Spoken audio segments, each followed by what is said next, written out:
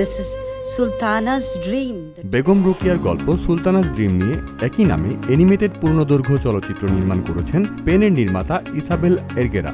চলচ্চিত্রটির প্রিমিয়ার হয় 2023 সালের 24 সেপ্টেম্বর স্পেনের সান সেবাস্তিয়ান আন্তর্জাতিক চলচ্চিত্র উৎসবে।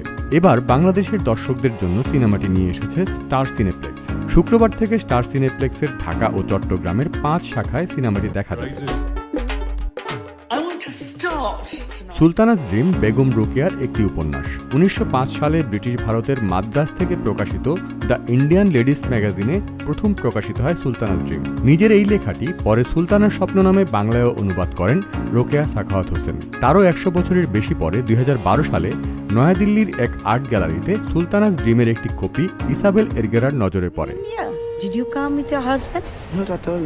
তাৎক্ষণিক বইটি উল্টে পাল্টে স্পেনিশ এই চলচ্চিত্রকারের মনে হয়েছিল এই গল্প নিয়ে কাজ করা দরকার।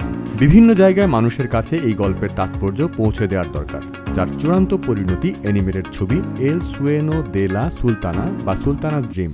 Nothing you can say can pull me away from you. ছবিতে দেখা যাবে ভারতের আহমেদাবাদের একটি গ্রন্থাগারে তরুণ শিল্পী ইনেসের হাতে আসে বেগম রোকেয়া হোসেনের সুলতানাস ড্রিম, যেখানে নারীরাই জ্ঞান চর্চা করে, রাষ্ট্র পরিচালনা করে, আর পুরুষরা শিক্ষা থেকে বঞ্চিত, ঘরের আড়ালে থাকে এবং গৃহস্থালী দায়িত্ব পালন করে।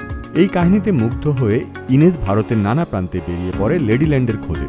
চেষ্টা করেন বেগম রোকেয়া হোসেনের চিন্তা ও জীবনের চিহ্ন অনুসরণ করতে। সিনেমাটিতে বাংলা, ইংরেজি, হিন্দি, ইতালিয়ান, স্প্যানিশ ভাষা ব্যবহার করা হয়েছে। এই সিনেমায় কলকাতার সঙ্গীত শিল্পী মৌসুমী ভৌমিকের লেখা একটি গানও আছে। গানটির সঙ্গীতায়োজন করেছেন তানজির জুনায়েদ, গেয়েছেন দীপান্বিতা আচার্য। সিনেমাটি প্রযোজনা করেছে স্পেন ও জার্মানির 5টি প্রতিষ্ঠান। প্রিমিয়ারের প্রায় 2.5 বছর পর 16 জানুয়ারি শুক্রবার থেকে বাংলাদেশের দর্শকরা সিনেমা হলে দেখার সুযোগ পাচ্ছে সুলতানাস ড্রিম। স্টার সিনেপ্লেক্স জানিয়েছে সিনেমাটি 22 জানুয়ারি পর্যন্ত প্রদর্শিত হবে। 5 শাখায় প্রতিদিন সিনেমাটির 18টি করে শো রয়েছে। I am not too quiet.